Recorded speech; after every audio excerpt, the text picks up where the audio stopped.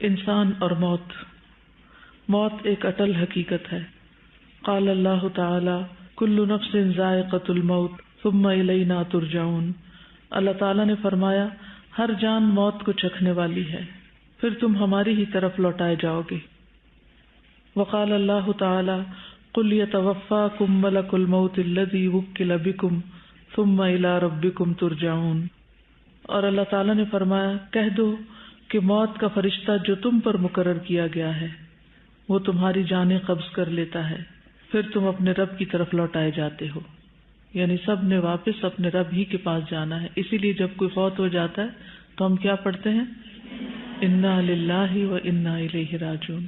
بے شک ہم اللہ کے لیے ہیں اور اسی کی طرف لوٹ کے جانے والے ہیں۔ یعنی جو ہمارے سامنے فوت ہو رہا ہے یا جا رہا ہے، صرف اسی کو نہیں جانا، ہماری باری بھی جلد آنے والی ہے۔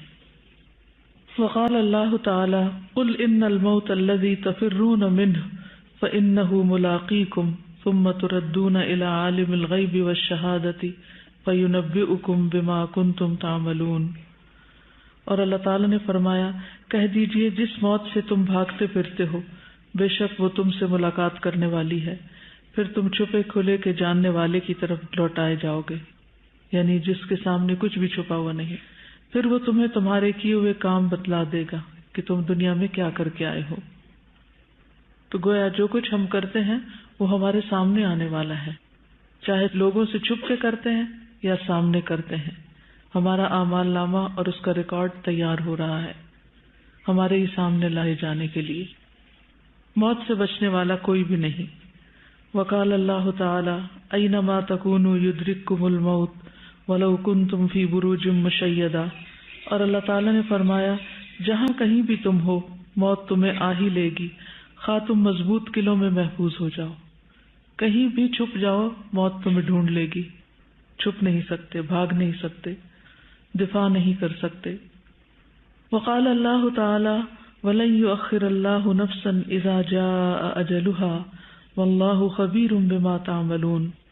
اور اللہ تعالیٰ نے فرمایا اور جب کسی کا مقرر وقت آ جاتا ہے تو پھر اسے اللہ ہرگز مہلت نہیں دیتا، اور جو کچھ تم کرتے ہو اللہ اسے بخوبی جاننے والا ہے۔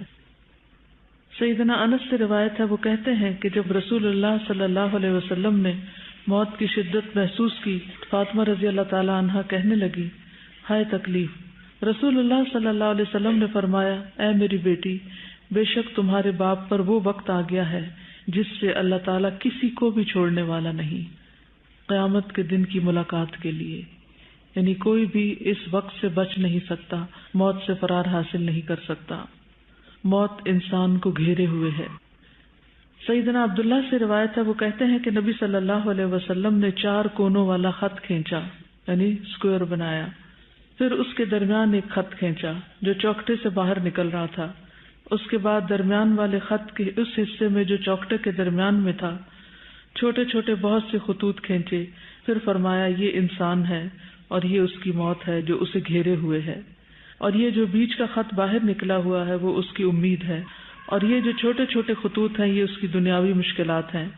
پس اگر انسان ایک مشکل سے بچ کر نکلتا ہے تو دوسری میں پھنس جاتا ہے، دوسری سے نکلتا ہے تو تیسری میں پھنس جاتا ہے۔ یعنی ساری زندگی اسی چیز کا نام ہے کہ ایک مشکل سے نکل کے دوسری میں جا اٹکنا۔ ڈبے کی سمجھ آ گئی؟ یہ انسان ہے، ایک کے بعد ایک مشکل، یہ اس کی امید ہے۔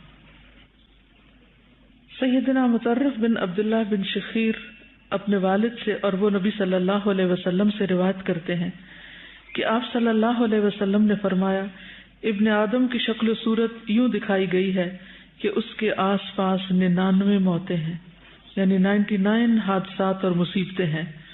اگر وہ موتیں اس سے خطا کر بھی جائیں تو وہ انتہائی درجے کے بڑھاپے کا شکار ہو جاتا ہے، یہاں تک کہ وہ مر جاتا ہے۔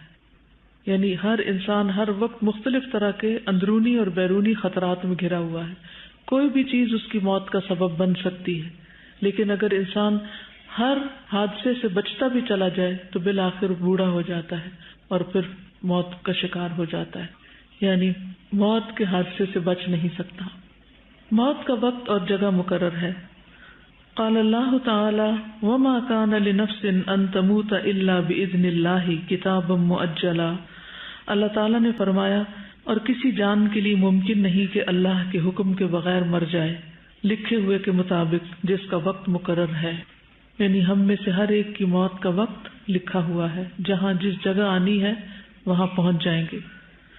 وقال اللہ تعالی فَإِذَا جَاءَ أَجَلُهُمْ لَا يَسْتَأْخِرُونَ سَاعَةً وَلَا يَسْتَقْدِمُونَ، پھر جب ان کا وقت آ جائے گا تو ایک گھڑی نہ وہ پیچھے رہ سکتے ہیں اور نہ ہی وہ آگے بڑھ سکتے ہیں، یعنی ایگزیکٹلی جو سیکنڈ تک لکھا ہوا ہے اسی سیکنڈ روح نکلے گی۔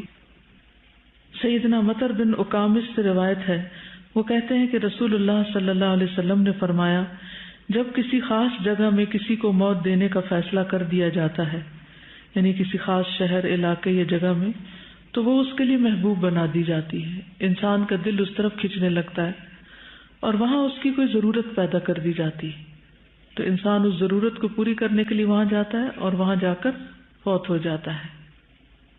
پردیس میں وفات کا اجر۔ سیدنا عبداللہ ابن عمرو سے روایت ہے کہ انہوں نے کہا، مدینہ میں ایک آدمی فوت ہو گیا، اس کی ولادت بھی مدینہ میں ہوئی تھی۔ نبی صلی اللہ علیہ وسلم نے اس کا جنازہ پڑھایا تو فرمایا، کاش وہ اپنے مقام پیدائش کے سوا کسی اور مقام پر فوت ہوتا۔ لوگوں میں سے ہر ایک شخص نے کہا، اے اللہ کے رسول، یہ کیوں؟ آپ نے فرمایا، کیونکہ آدمی جب اپنی پیدائش کی جگہ کے علاوہ کسی اور مقام پر فوت ہوتا ہے تو اس کے لیے مقام پیدائش سے مقام وفات تک پیمائش کر کے اتنی جگہ جنت میں دی جاتی ہے۔ موت کسی کی بھی ہو گھبرا دینے والی ہے، نیک سے نیک انسان بھی ہو، لیکن موت کی ایک گھبراہٹ ہے۔ سیدنا ابو ہریرہ سے روایت ہے کہ رسول اللہ صلی اللہ علیہ وسلم کے پاس سے ایک یہودی کا جنازہ گزرا تو آپ صلی اللہ علیہ وسلم کھڑے ہو گئے۔ آپ صلی اللہ علیہ وسلم سے کہا گیا، یا رسول اللہ، یہ تو ایک یہودی کا جنازہ ہے، تو آپ نے فرمایا، یقیناً موت کی ایک گھبراہٹ ہوتی ہے۔